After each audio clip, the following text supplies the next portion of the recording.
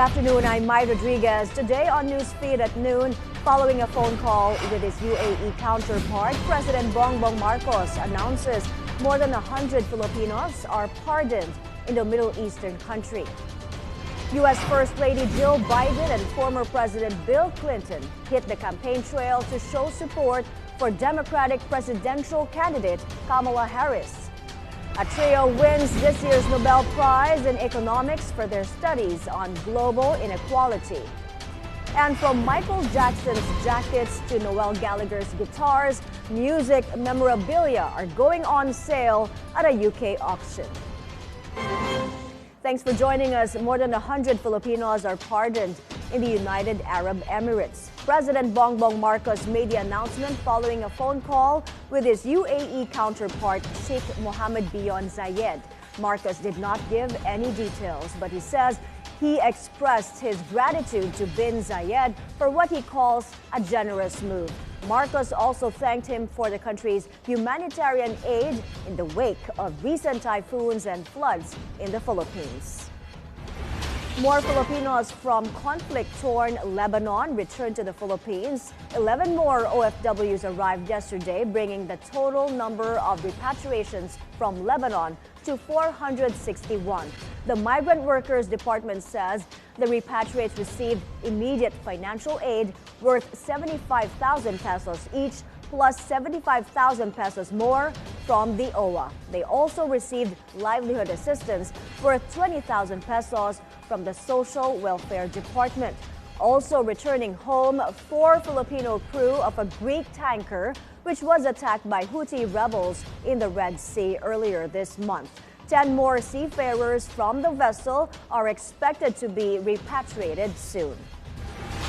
In other news, Senator Ronald Bato de la Rosa alleges controversial former police official Roina Garma was coerced into testifying on the Duterte administration's supposed nationwide reward system for police officers who killed drug suspects. On BNC's agenda, De La Rosa expressed doubts about Garma's affidavit. He said it may have been written to implicate religious group Iglesia ni Cristo and use it against former President Rodrigo Duterte. Garma earlier claimed that Duterte instructed her in May 2016 to find an INC member to implement the war on drugs on a national scale. Na-pressure siya, ako yung nagdududa kasi yun nga, isipin mo, yung kanyang affidavit, siya kayang gumawa ng affidavit niya na sinabi niya na pinapahanap daw siya ni President Duterte ng isang opisyal na magdadala sa war on drugs na Iglesia ni Cristo. I don't know kung sinabi ni Pangulong Duterte yan. Baka mamaya yung gumawa ng kanyang affidavit gusto lang idama yung Iglesia ni Cristo para magalit yung Iglesia ni Cristo kay Pangulong Duterte. De La Rosa said he would not attend the House probe on the extrajudicial killings under Duterte. During a previous hearing, alleged drug lord Kerwin Espinosa accused De La Rosa of pressuring him to implicate former Senator Laila de Lima and businessman Peter Lim in the illegal drug trade. A video exclusively obtained by BNC supposedly shows the business deals between police officials and the so-called textbook scammer allegedly tied to dismissed Mayor Alice Go. The details in this report. This video, exclusively obtained by BNC, supposedly establishes the connection between Marian Maslog alias Jessica Francisco and several ranking officials of the PNP. In the footage, former CIDG Chief Romeo Karamat and Sual Pangasinan Mayor Dong Kalugay can be seen. Karamat was the head of the CIDG when the raid on Zunyuan Technology in Bamban-Tarlac was conducted in April. Kalugay, meanwhile, is believed to be the boyfriend of former Bamban Mayor Alice Go, who is now at the center of the Pogo scandal that has rocked the country in recent months. BNC source says the video was taken at a roadside stop in central Luzon, frequented by motorcycle enthusiasts. Pogi, oh! In the video, Maslog could be heard calling Karamat handsome. Moments later, Karamat would talk to Kalugay in a local dialect. They were supposedly talking business worth millions of pesos. Karamat would then be heard mentioning the name Estomo, which the source says is another police general. Toward the end of the video, a foreign-looking man could be seen. He is said to be Wouter de Jong, Maslog's husband. Intelligence reports secured by BNC show Karamat was Maslog and de Jong's godfather in their wedding in Cebu. BNC has repeatedly tried to get Karamat to comment but to no avail. BNC also learned Karamat retired from service only on October 2. Patrick, what's your motorbike there? In the same video, Maslog could be heard asking a man named Patrick about his bike. The source says this is Jan Patrick J.P. Samson, one of Alice Go's co-incorporators in her business West Cars. Eugene Adalia, BNC.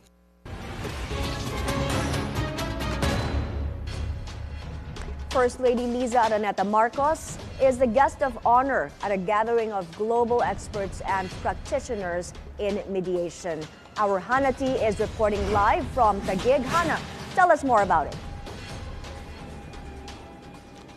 The 6th Asian Mediation Association, or AMA, conference has officially opened here in Taguig. The AMA is a regional organization that promotes mediation as a preferred way of resolving disputes, particularly in the business and commercial sectors. First Lady Liza Araneta Marcos graced the event.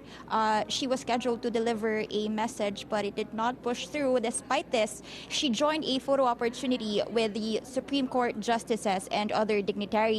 Philippine Judicial Academy Chancellor Rosmarie Carandang opened the event and emphasized on the importance of fostering a culture of peace and dialogue through mediation. Supreme Court Associate Justice Alfredo Benjamin Caguioa echoed this sentiment. He highlighted the judiciary's dedication to promoting mediation as an alternative to litigation while maintaining the rule of law.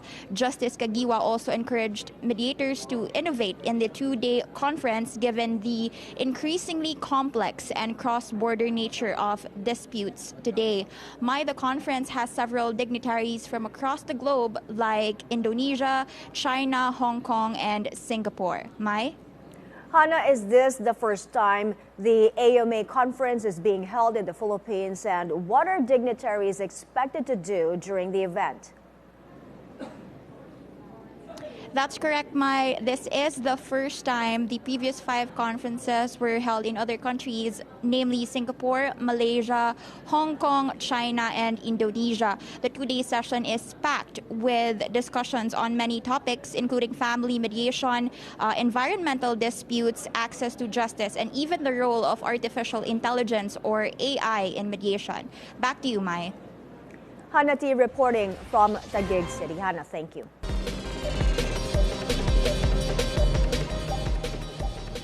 Japanese investment bank Nomura sees only a 15% chance that the Bangko Sentral ng Pilipinas will make a big 50 basis point rate cut at tomorrow's policy meeting. Nomura says there's an 80% chance of a smaller 25 basis point cut.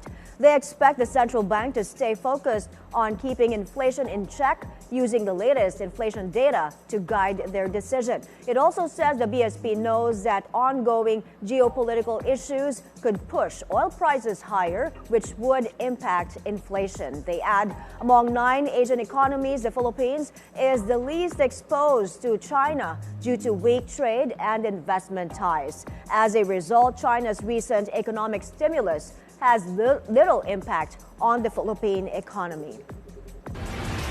3 powerhouse groups team up for a major partnership to improve travel to Southern Luzon. Ramon Ang San Miguel, together with the Zobel and Campos families, are working on the Ayala Interchange project in Calamba. This project will link the South Luzon Expressway, or SLEX, to local roads in Laguna and Batangas. The goal is to make it easier to access both SLEX and the Star Tollways, ease traffic congestion, and cut travel time between Santo Tomas, Batangas, and Lucena from 3 hours to just 45 minutes. Construction begins next month. Credit ratings agency Fitch warns a second Donald Trump presidency could create headwinds for Asia-Pacific markets. Fitch expects tougher credit conditions in the region due to heightened trade protectionism, slower economic growth, and increased geopolitical tensions. The agency says the GDP of countries like China, South Korea, and Vietnam could shrink by 1%. A Trump win this November could mean a significant shift in policy, while a win by Vice President Kamala Harris would likely maintain continuity with President Joe Biden's approach. A trio wins this year's Nobel Prize in Economics for their research on the aftermath of colonization and role in global inequality. Darren Acemoglu, Simon Johnson, and James Robinson were honored for showing how societies with weak rule of law and exploitative institutions fail to drive growth or improve conditions for their people. The winners stressed the need to understand local contexts and aspirations in addressing these issues. I'm not someone who thinks that economists have a kind of cure for everything, or they have some silver bullet, or, we just bring some evidence to the table and everyone is going to wake up, and my experience working in, developing countries and in the global South is that people are usually much more aware of the problems than Western academics are, and so their problem is, how to cooperate, how to kind of find a way of collaborating and trying to change their own societies, how to build a project to build a different Nigeria or a different Colombia. And so I think maybe ideas are important in terms of giving people levers or giving people ways to think about the problems in their society. The prize in economics is the final Nobel to be awarded this year. Unlike the prizes in physics, chemistry, medicine, literature, and peace, the Economics Nobel wasn't established by Alfred Nobel himself. It was created in 1968 by Sweden's central bank. Up ahead, a major deterioration in the diplomatic ties between Canada and India as they expel each other's envoys. The details when we return. Stay with Newsfeed at noon here on BNC.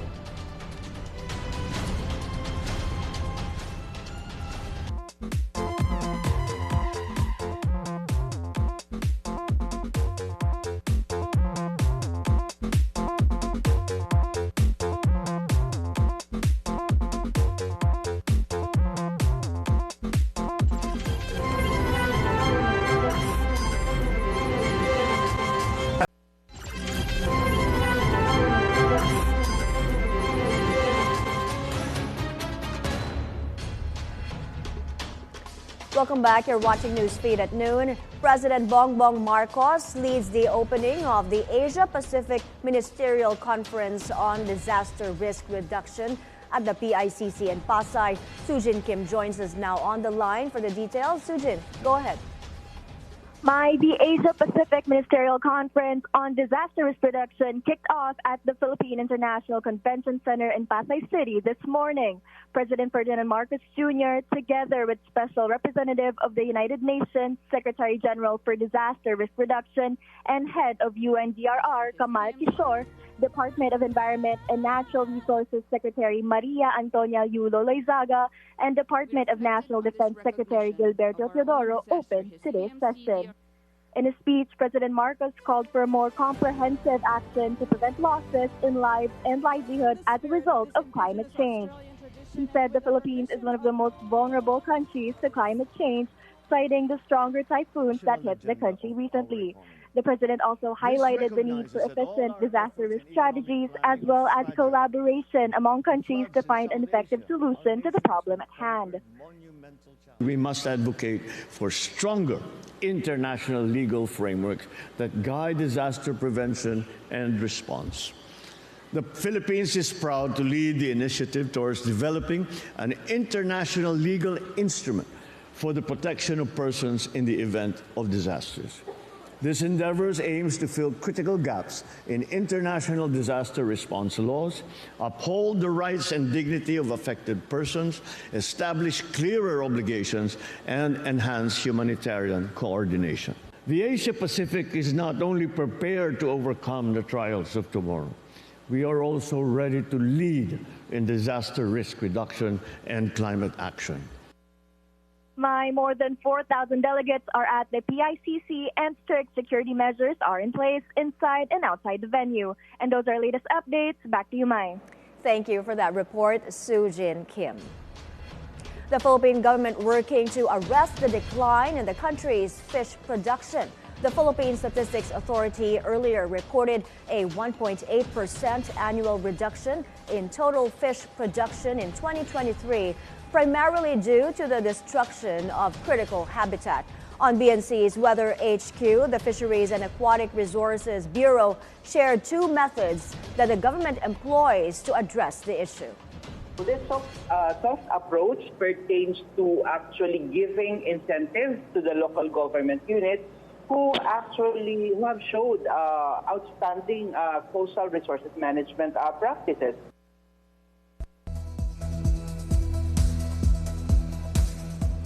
The diplomatic row between Canada and India taking a turn for the worse. The two countries have expelled each other's diplomats as their dispute intensifies over last year's assassination of a Sikh separatist leader on Canadian soil. Canada expelled 6 Indian envoys. India responded with a similar move. I know the events of the past year and today's revelations have shaken many Canadians, particularly those in the Indo-Canadian and Sikh community. Many of you are angry, upset, frightened. I get that. This shouldn't happen. Canada and India have a long and storied history rooted in people-to-people ties, business, and trade. But we cannot abide by what we're seeing right now. Canada fully respects the sovereignty and territorial integrity of India. We expect the Indian government to do the same for Canada. As Prime Minister, it is my responsibility to provide reassurance to those who are feeling their safety has been compromised, but most importantly, it is my responsibility to take action and to never hesitate in doing what is necessary to protect Canadians. This marks a major deterioration of relations between the two countries. Ties have been frayed since Canadian Prime Minister Justin Trudeau said last year he had evidence linking Indian agents to the assassination. He also claimed Indian agents are involved in over a dozen threatening and violent acts, including murder. India has long denied Trudeau's accusations. Onto the U.S. campaign trail, former U.S. President Bill Clinton campaigning for Democratic presidential candidate Kamala Harris in Georgia. Harris and her rival Donald Trump are locked in a tight race ahead of the November 5 vote. And Georgia is another swing state that could help either of them win the presidency.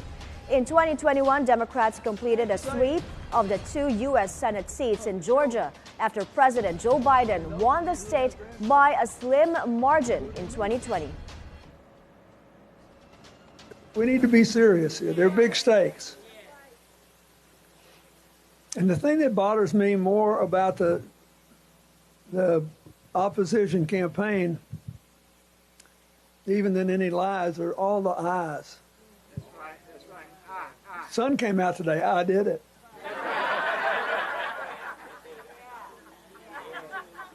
Yesterday it rained. If I'd been president, it never would have happened. Speak it. This is about me. So that's what this election coming down to. If you want it bad enough, you can win it. And you'll be proud of yourself for the rest of your life. U.S. First Lady Jill Biden also joining the campaign trail in another battleground state, Wisconsin. We have to meet this moment as if our rights are at stake, because they are. As if our freedoms are on the line, because they are. With determination, with persistence, with urgency, we will elect a new generation of leaders. We will choose a new way forward. So let's elect Kamala Harris and Tim Walz. We're taking another breather when we return. Iconic pieces of music history up for grabs at an auction in the UK. Newsfeed at noon. We'll be right back.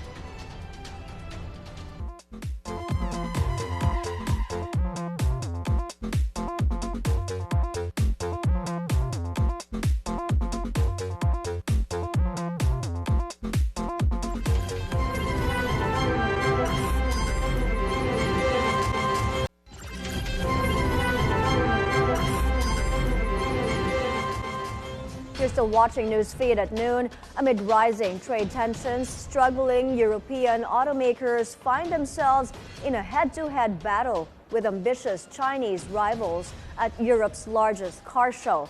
9 Chinese brands are unveiling their latest models at the Paris car show. They are offering prices slightly lower than their European counterparts, giving them a distinct advantage. During his visit to the auto show, French President Emmanuel Macron defended the EU's decision to impose import duties of up to 45% on Chinese EVs. He said the move aims to level the playing field. A one-of-a-kind space mission as NASA launches a spacecraft to Jupiter's moon, Europa. Europa is considered one of our solar system's most promising spots to search for life beyond Earth, and the mission intends to find out if it is habitable. NASA says the ice-encased world moon is believed to have a vast underground ocean. The spacecraft will travel nearly 3 billion kilometers in a trip that will last about 5.5 years.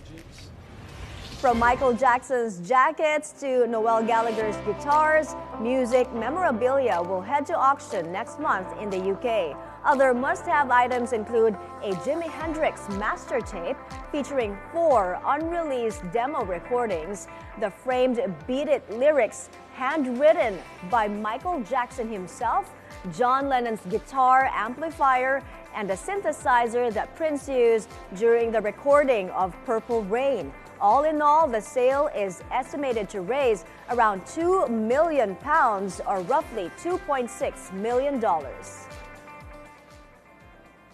We're expecting a very, very busy auction. And it's not just fans and collectors. We're now seeing more of a corporate vibe in terms of people will buy a Michael Jackson jacket because they want it in their boardroom. People will buy a Jimi Hendrix tape that no one else has heard before because they want to be the people to say, yeah, we're the only ones who've got this. Investment houses, pension funds will buy memorabilia because they see long term that they're good investments. And those are the news this hour. I'm Mai Rodriguez. Keep it here on BNC, the Billionario News Channel. Good afternoon.